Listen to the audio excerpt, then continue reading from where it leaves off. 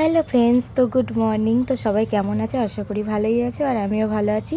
তো তাড়াতাড়ি উঠে পড়েছি, উঠে স্নান করে নিয়েছি, কারণ আজকে যেহেতু সরস্বতী পুজো, মেয়ে পুষ্পাঞ্জলি দিতে যাবে, তো সেই কারণে উঠে রেডি হয়ে নিয়েছি। তো তারপর চৌকাটে আলপনা দিয়ে নিয়েছি সরস্বতী পুজোর জন্য। তো তারপর আলপনা আরে দিয়ে আমি ঘরের পুজোটা করে নিলাম। পুজো আরে করে তারপর মেয়েকে স্নান করানো। এই যে দেখো, ঠাকুরকে পুজো দেওয়া হয়ে গেছে। ঠাকুরকে পুজো ভালো করে দিয়ে, কারণ আজকে মেয়ের স্কুলে যেতে হবে, ওখানে গিয়ে মেয়ে পুষ্পাঞ্জলি দেবে। আর আজকে তো বেশিক্ষণের জন্য নেই, তো তাড়াতাড়ি করে রেডি হতে হবে। তো চলো, ঠাকুরের পুজো দেওয়া হয়ে গেছে।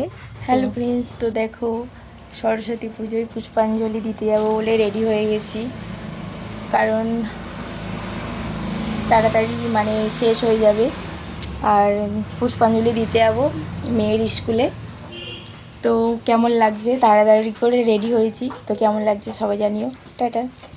তো তারপর দেখো আমি বেরিয়ে পড়েছি, তো কেমন লাগছে সবাই জানিও।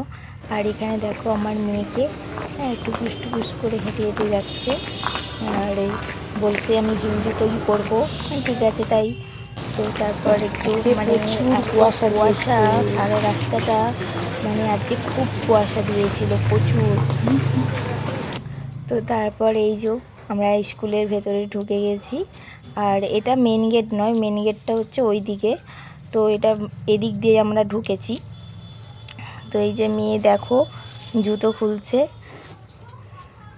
আর বই নিয়েছে, ওগুলো সরস্বতী মায়ের ওখানে দেবে বলে।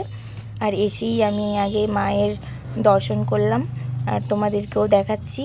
তো মায়ের মূর্তিটা খুব সুন্দর হয়েছে, খুব মিষ্টি হয়েছে, খুব ভালো লাগছিল। আর দেখো এই কজন এসেছে, তো পরে দেখতে পুরো ভর্তি হয়ে গেছে। তো তারপর অনেকক্ষণ পর বসেই আছি। তারপর বাউনটা মশাই এলো। তো আসার পর এই যে গল্প করছে।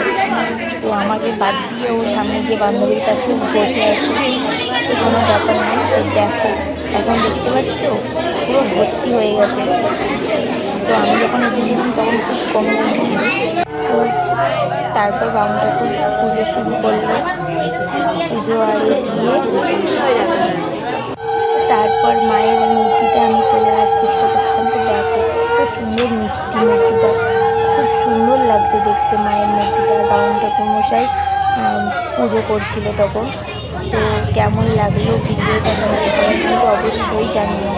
আর আমি আর আমার মেয়ে আজকে অনেক ভোর উঠে স্নান করেছি।